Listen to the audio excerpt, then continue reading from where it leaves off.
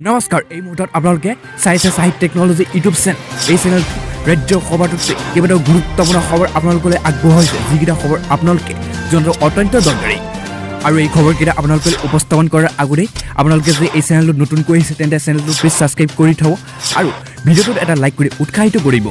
প্ৰথমটো এই মুহূৰ্তত আজিৰ দিনটোৰ সকলোতকৈ ডাঙৰ খবৰটো মুকলি হৈ আহিছে কিন্তু ৰাজ্যত আজি কিমানজন লোক কৰোণা ভাইৰাছত আক্ৰান্ত হৈছে আৰু এই কৰোণা ভাইৰাছৰ ফলত কিমানজন লোকে ইতিমধ্যে প্ৰাণ হেৰুৱাবলগীয়া হৈছে সম্পূৰ্ণ তথ্য মুখ্যমন্ত্ৰী হিমন্ত বিশ্ব শৰ্মাই অফিচিয়েল টুইটাৰ একাউণ্টৰ জৰিয়তে জনাইছে তাৰ লগতে কৈছে সংক্ৰমণৰ হাৰ অব্যাহত থকাৰ মাজতে আজিৰ দিনটোতো ৰাজ্যখনত ক'ভিডৰ পজিটিভিটি হাৰ 2% তলতে আছে আৰু আজিৰ দিনটোত ৰাজ্যখনত ক'ভিডৰ 20গৰাকী লোকে ইতিমধ্যে প্ৰাণ হেৰুৱাইছে আৰু বিগত 24 ঘণ্টাত ৰাজ্যখনত কৰোণা ভাইৰাছত আক্ৰান্ত হৈছে 1797গৰাকী লোক আৰু এই সময়ছোৱাত সমগ্ৰ অসমতে 1,52,771টা কোভিড পৰীক্ষা সম্পূৰ্ণ কৰা হৈছিল বুলি জানিব পৰা গৈছে মুখ্যমন্ত্ৰীগৰাকীৰ ফালৰ পৰা কিন্তু এইখিনিতে লগতে কৈছে যে কামৰূপ মেট্ৰত বিগত 24 ঘণ্টাত কোভিডত আক্ৰান্ত হৈছে 237গৰাকী লোকৰ আৰু কোভিডৰ পজিটিভিটি হাৰ হৈছে 1.18% আৰু এই সময়ছোৱাত সুস্থতা হাৰ হৈছে 95.91% আৰু ৰাজ্যখনৰ সামগ্ৰিক কোভিড পৰিস্থিতিৰ ওপৰত লক্ষ্য ৰাখি ইতিমধ্যে ৰাজ্য চৰকাৰে এই নতুন নিৰ্দেশনা জাৰি কৰিছে আৰু পাছতো এই মুহূৰ্তত আজিৰ দিনটোৰ সকলোতকৈ ডাঙৰ ব্ৰেকিং নিউজটোৱে মুকলি হৈ আহিছে এই মুহূৰ্তত কিয়নো ৰাজ্য চৰকাৰে ইতিমধ্যে বৃহৎ ঘোষণা কৰিছে ৰাজ্য নতুন এছঅপি সাল সলনি কৰিছে আৰু মুখ্যমন্ত্ৰী হিমন্ত বিশ্ব শৰ্মাই স্পষ্টভাৱে কৈছে যে ৰাজ্যৰ 7খন নহয় 5খন জিলাত হ'ব সম্পূৰ্ণ লকডাউন এই কথা স্পষ্টভাৱে কৈছে তাৰ লগতে ৰাজ্যৰ 27খন জিলাত কিন্তু কৰি দিছে সম্পূৰ্ণৰূপে আনলক ডিল কিন্তু 5খন জিলাত হৈছে সম্পূৰ্ণ লকডাউন আৰু ইয়াত স্পষ্টভাৱে কোৱা হৈছে সম্পূৰ্ণৰূপে কণ্টেইনমেণ্ট জোন আৰু লকডাউন ঘোষণা কৰা হৈছে এই মুহূৰ্তত ৰাজ্যৰ 5খন জিলাক আৰু 7খন জিলাৰ পৰিৱৰ্তে ইতিমধ্যে 5খন জিলাত হ'ব কঠোৰ লকডাউন তাৰ লগতে কৈছে যে নতুন ইতিমধ্যে এছঅপি আহি পৰিছে আৰু মৰিগাঁও গোৱালপাৰাৰ বাবে নতুন নিৰ্দেশনা জাৰি কৰিছে আৰু এই 5খন জিলাৰ ভিতৰত সোমাই পৰিছে মৰিগাঁও গোৱালপাৰা কিন্তু এই মুহূৰ্তত সকলোতকৈ ভাল খবৰটো হৈছে যে ৰাজ্যৰ 27খন জিলাত নতুন নিৰ্দেশনা জাৰি কৰিছে আনলক কৰি দিয়াৰ সিদ্ধান্ত গ্ৰহণ কৰিছে আৰু ইয়াত প্ৰথমতে কৈছে যে ৰাজ্যৰ 5খন জিলাক সম্পূৰ্ণ লকডাউন কণ্টেইনমেণ্ট জোন হিচাপে ঘোষণা কৰিছে এই মুহূৰ্তত ৰাজ্য চৰকাৰে আৰু তাৰ লগতে কৈছে যে গোলাঘাট যোৰহাট সম্পূৰ্ণ কণ্টেইনমেণ্ট জোন লকডাউন হিচাপে ঘোষণা আৰু তাৰ পিছতে কৈছে শোণিতপুৰ বিশ্বনাথ লখিমপুৰত এইসমূহ জিলাটো সম্পূৰ্ণ কণ্টেইনমেণ্ট জোন হিচাপে লকডাউন হিচাপে থাকিব আৰু বৰ্তমান আজি সময়ত ইতিমধ্যে মৰিগাঁও আৰু গোৱালপাৰাত কিছু পৰিমাণে শিথিল কৰিছে কিন্তু মৰিগাঁও আৰু গোৱালপাৰাৰ এই 5খন জিলাৰ ভিতৰত অন্তৰ্গত কৰিছে আৰু এই সময় জিলাত দিনৰ ভাগত ইতিমধ্যে বন্ধ হৈ পৰিব দোকান পোহাৰ কিন্তু বাকী 27খন জিলাত সন্ধিয়া ৰাতিলৈকে খুলিব দোকান পোহাৰ ব্যৱসায়িক প্ৰতিষ্ঠান আৰু এই দুখন জিলাৰ লগতে সৰ্বমুঠ 5খন জিলাত দিনৰ 12 বজালৈকে গেলামালৰ দোকান খোলা থাকিব তাৰপিছতে সকলো স্তব্ধ হৈ পৰিব আৰু ইয়াত কৈছে স্পষ্টভাৱে কৈছে যে মৰিগাঁও আৰু গোৱালপাৰা দিনৰ 1 বজাৰ পৰাই বলবৎ হ'ব কাৰফিউ কিন্তু এতিয়া আহিছে ৰাজ্যৰ 27খন জিলাৰ ক্ষেত্ৰত আৰু ৰাজ্যৰ 27খন জিলাৰ ক্ষেত্ৰত নতুন নিৰ্দেশনা জাৰি কৰিছে ৰাজ্যৰ এইকেইখন জিলাত 4 বজাৰ পাছলৈকে সম্পূৰ্ণৰূপে আপুনি ঘূৰা ফুৰা কৰিব পাৰিব আৰু সন্ধিয়া 5 বজালৈকে দোকান পোহাৰ ব্যৱসায়িক প্ৰতিষ্ঠান গাড়ী চলাচল সম্পূৰ্ণৰূপে খুলিব পাৰিব গেলামালৰ দোকান সন্ধিয়া 4-5 বজালৈকে খুলিব পাৰিব 4 বজালৈকে ঘূৰা ফুৰা আৰু সন্ধিয়া 5 বজালৈকে গেলামালৰ দোকান আৰু 6 বজাৰ পাছতে সান্ধ্য বলবৎ হ'ব এই 27খন জিলাত এই 27খন জিলাত ঈদৰ আগতে সম্পূৰ্ণ শিথিল কৰি দিয়াৰ সিদ্ধান্ত গ্ৰহণ কৰিছে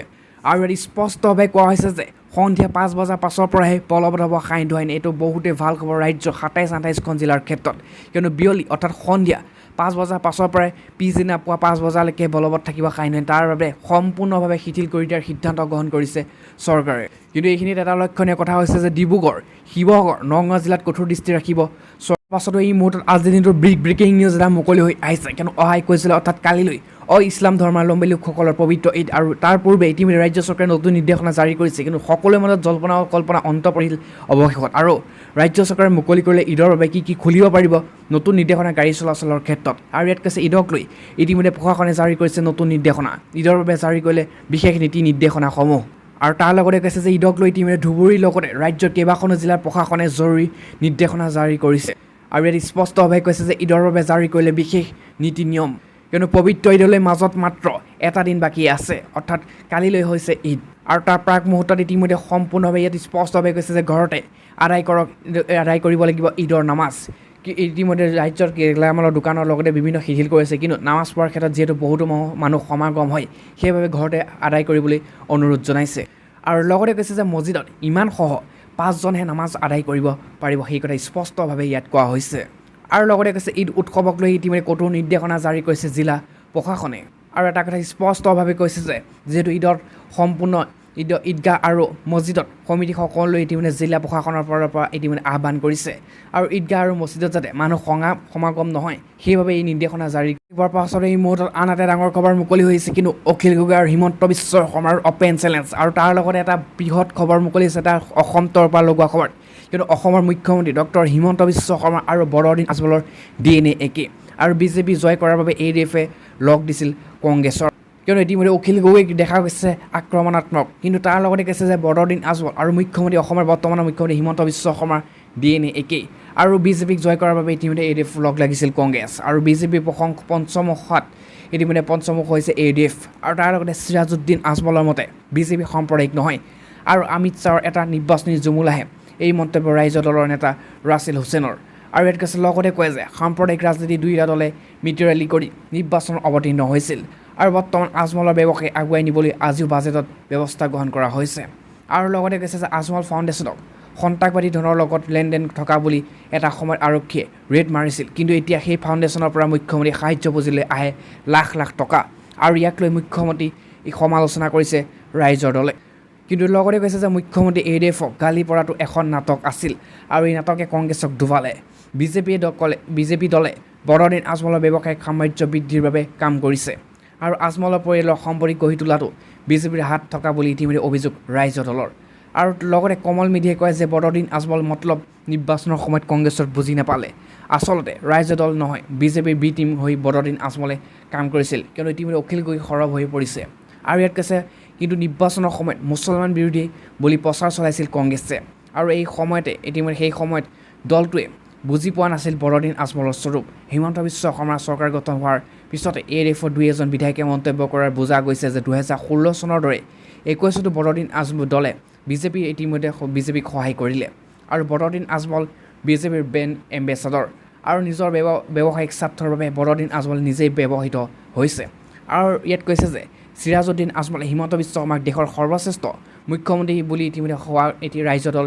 অখিল গগৈ সৰব হৈ পৰিছে কিয়নো নৰেন্দ্ৰ মোদী চৰকাৰে আজমলৰ ব্যৱসায়িক বৃদ্ধিৰ বাবে সহায় আগবঢ়াইছে আৰু হিমন্ত বিশ্ব শৰ্মা আৰু বৰদিন আজমলে ককাই ভাই দৰে অসমত সাম্প্ৰদায়িক ৰাজনীতি মেলি দিছে আৰু দুটা সাম্প্ৰদায়িক দলৰ প্ৰকৃততে অসমৰ জনতাই বুজি উঠিছে আৰু লগতে ইয়াত কৈছে যে অতি গুৰুত্বপূৰ্ণ কথাটো কৈছে বিজেপিক জিকাইভাৱে ADF-এ চামিল হৈছিল মহাজোঁটত আৰু বৰদিন আজমল এজেণ্ডা হৈছে হিমন্ত বিশ্ব শৰ্মা আৰু মুখ্যমন্ত্ৰী বনোৱাৰ আৰু বৰদিন আজমলৰ আৰু হিমন্ত বিশ্ব শৰ্মাৰ DNA এক চাঞ্চল্যকৰ বিস্ফোৰক মন্তব্য আগবঢ়াইছে ৰাইজৰ দলৰ অখিল গগৈৰ ফালৰ পৰা